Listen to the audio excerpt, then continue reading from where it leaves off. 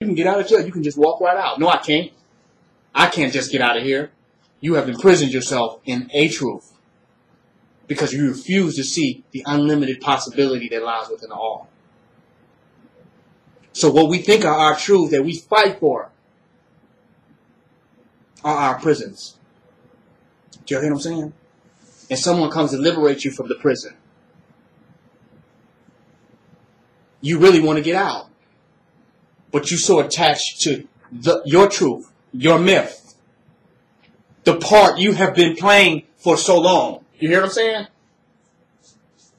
It's the role or the part that you have been playing for so long. You don't want to give up that part.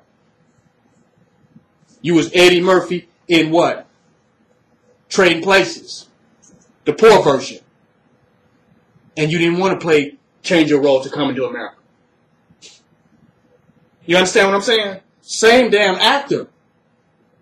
Different role. Because you thought the movie that you had before, the myth that you had before, was your life. You fight for that. No, this is who I am. Somebody said, no, there's infinite possibility. That's who you have been. Everything you think you were, or everything you think you are, is old. You know what I'm saying? The person that you thought you were will all have already died. You don't have to worry about them anymore. And we're fighting to keep the illusion of them going. Change is the only thing constant. But we fight for the myths. While we attract information, watch this, contrary to what we believe. Our ego gets inflated. Because we attract information contrary to what we believe. Our ego is flared up. I know this, I know this, I know this. But why did you attract the information? To open yourself up to more than your part. To open yourself up to the total spectrum of what's possible. So it's not who has the truth. It's how open am I to the total perspective of what is possible. Do you hear what I'm saying? We think it's a battle of truth versus truth. His truth versus her truth versus my truth versus their truth. No, it's the reality of multiple truths. And the option of what to create. Y'all hear what I'm saying? Wow. Now we have escaped out of the prison. And whatever truth that we have temporarily, we wear it like loose clothes. They do for now. But if we find something higher and something greater to manifest the dynamic reality of a higher and more splendid vision, then we take those loose clothes off and put on something else. Do you know what I'm saying? But the people that are attached say, no, these are my clothes. But you've been wearing them for 2 years. We got silks and linens. These are my clothes. You understand what I'm saying? So I'm saying that we got to go beyond the myths.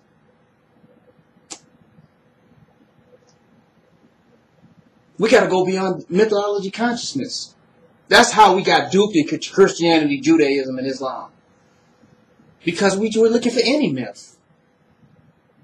So it's not just an attack on religious ideology, it's an attack on the childlike mythological mind of the immature, unspiritually developed individual. Because any myth would do. Do you understand what I'm saying? And not just myths in the sense of parables and ancient stories, but just any old myth. We live in several myths. That's what the Matrix is. A mythological world where things are not real and are not what they seem to be. There's something there, but the limits of what it could be are not perceived. The unlimited nature of it, we're unaware of it. You follow what I'm saying? That's myth. Mythical mindedness. When you go beyond the myth, you see things as, you see the symbolic nature of things, of how they point to the bigger picture, but don't really represent it. So you're not trapped. We got to go beyond the myths. The myth call us what we're capable of doing, what we're not capable of doing. When I say figure things out, look at the word, figuring out. You're getting out of something. Out of a box, a construct, out of a paradigm. Let me figure this out. You're figuring yourself out of a limited paradigm of perception of reality. That's how we get liberated. But in the realm of attachment, people have a right to create limitation for themselves. And they do it all the time.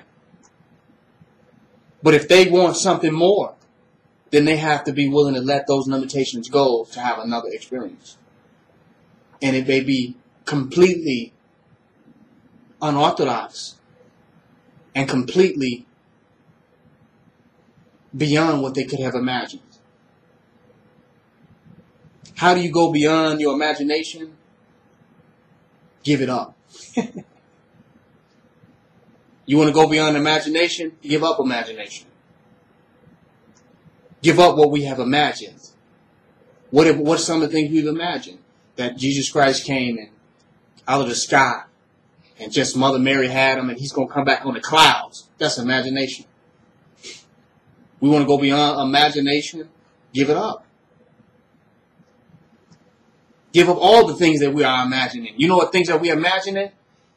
Situations that have not concluded, and we already have the conclusions for them. If it have not concluded and you have a conclusion, can you realize that you are in the realm of imagination right now? That you are fascinated with imagination where you have concluded everything going on without no end? It's not over with. So any conclusion that you have come to is purely imagination. Am I right? How many circumstances are we experiencing through imagination? Let me show you the quantum aspect of the universe. You have A through Z that could happen, and there are more letters than that. Fathom that. But you have A through Z of all the possibilities that can happen. You pick Y possibility. You understand what I'm saying? And you stick on that one. And you're getting all into imagination where you experience Y happening right now completely. You're clear that Y is the ultimate result. You follow what I'm saying? But you have all the way A through Z. Nothing has happened, but you're set on Y. That's imagination. We're not even present. In each and every moment, we should represent ourselves to infinite possibility.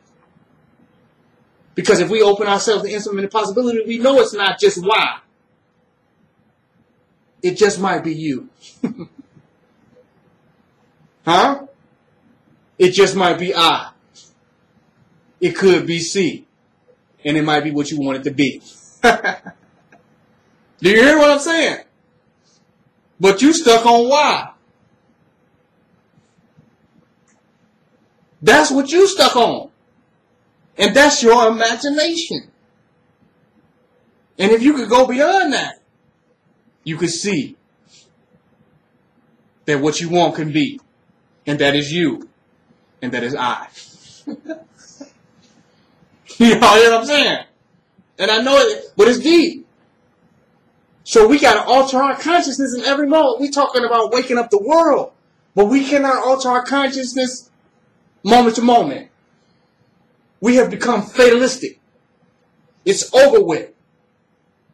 Each and every negative perception that we get. We can't wash the mind and see negative perception. But we claim that we are meditators. But we can't see negative perception. We can't see our reaction to negative perception and our creation of the things that we don't want to happen through our reaction to negative perception. But we're going to change the world. And the world we're trying to create, the world we're trying to change, we're creating it by reacting to our imagination. The world we're trying to change doesn't even exist. And the world that we want to be is relative to what we are willing to do. The world we're trying to change does not exist. That world is a world of myth. And what the world really is liquid. Ready for us to crystallize it into the magnificent shapes. It's like an experiment the quantum physician did. He spoke letters to water and then froze it.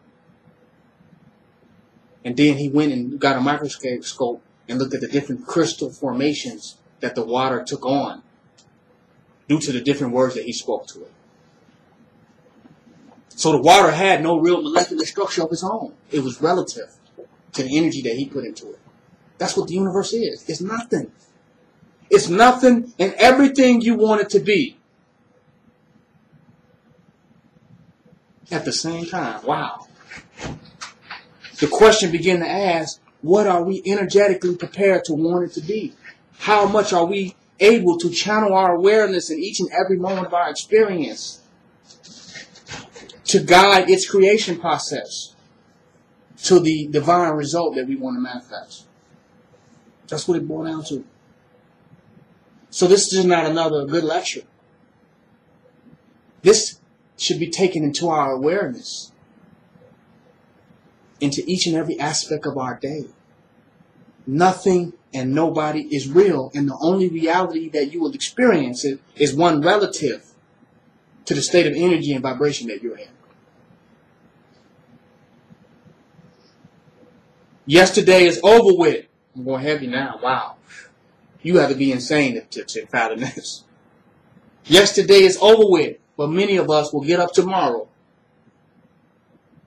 and believe that the myth of yesterday has some effect over today, over the next day. So we react to the day that is yesterday, but tomorrow we react today as though it's yesterday, but tomorrow is already forgotten. In the flexible, liquid memory of the universe has no memory. But when we get attached to thoughts, we become very mindful. Do you hear what I'm saying? So yesterday is over with, dead, gone. No one that was here yesterday existed. Because that projection of themselves was an illusion and it was not who they are. So if yesterday was not who they are, then what is it? It's an illusion. They all could be something else. Dynamically different. Radically different. You know what determines it? How radically different we are in the quality of energy that we put forth. I think we should start putting all our negative energy forward. Looking at it. Projecting it all from ourselves. See all the negative circumstances that we have really reacted to. That we're making up. Let it all play out in your mind. And then, this is what I call a mental cleansing. And then react to life the opposite of how you will react to the myth of all that negativity. Do y'all hear what I'm saying? Because you're creating it when you react to it as though it's real. But when you watch it and react opposite to that, you see how much an illusion that myth is about how things really are. You say, well, blah, blah, blah, somebody they don't like me. That person hate me. That person don't get along with me. You follow? That person don't accept what I have to offer. That person is not open. Vent all that out. And then act towards that person the opposite of the myth that you believed. You will see magic. You get what I'm saying? You'll see how you do not have to react to the illusions of old thought patterns and thought streams. That you have a choice. That you're not a pattern or stream of thoughts. You are the thinker. And streams of thought pass through your mind and we act as though it's us. Which is why we never create what we want. You follow what I'm saying? We don't realize that everything that flows through your mind is optional. That's why people are in a mental institution. Because they don't know what's going through their mind. It's optional. They actually think, well, that's what it is. I heard a voice and it told me that's what it is. Like, no, that was just a stream of thoughts you had. They can't separate the thinker from patterns of thoughts that are either in the open psychic field of the universe, you follow what I'm saying? Or just their own genetic material from their DNA of their parents and their ancestry just vibrating on. You follow what I'm saying? They can't separate the thinker from that. What's the difference between the thinker and the thoughts? The thinker is the chooser. The thoughts are the options. You understand what I'm saying?